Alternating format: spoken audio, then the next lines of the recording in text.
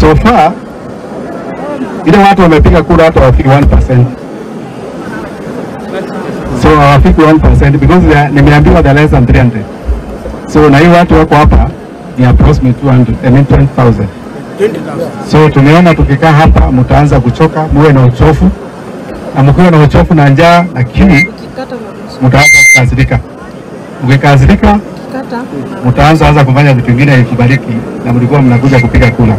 We really want to apologize for the inconvenience that hatukuwa tunaspeak kama the numbers of people. Na mmekuja hata kwa wingi kuliko ile ilikuwa kwa register. So we really want to appreciate wale wamefika in big numbers. Hiyo tunashukuru nyinyi sana because najua wengine wanatoka mbali sana. Tumekusanyika mahali hapa tangu saa 10 ya usiku. Watu wamelala hapa jana. Watu wamekaa na njaa.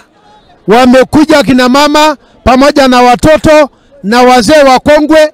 Hata wengine walikuwa na appointment ya hospitali. Wengine wamekuja kwa sababu wanataka haki yao. Lakini tumeona ile ambayo tulikuwa tunalilia serikali kila siku ya national government imeonekana wazi leo kwamba Mr. Lengu ambaye ni governor wa Kajiado County amenunua secretarial yote. Wale watu wote ambao wanahusika na election.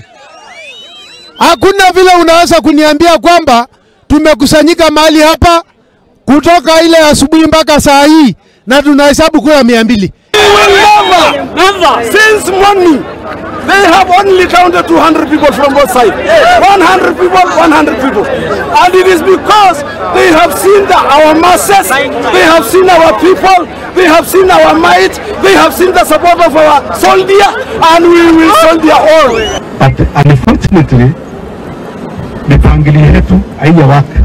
We want to go back to the drawing board. Mtatusaidia muelewe hii kitu tuisukume within 2 weeks ndio tunaoloshe na kuja kupiga kura.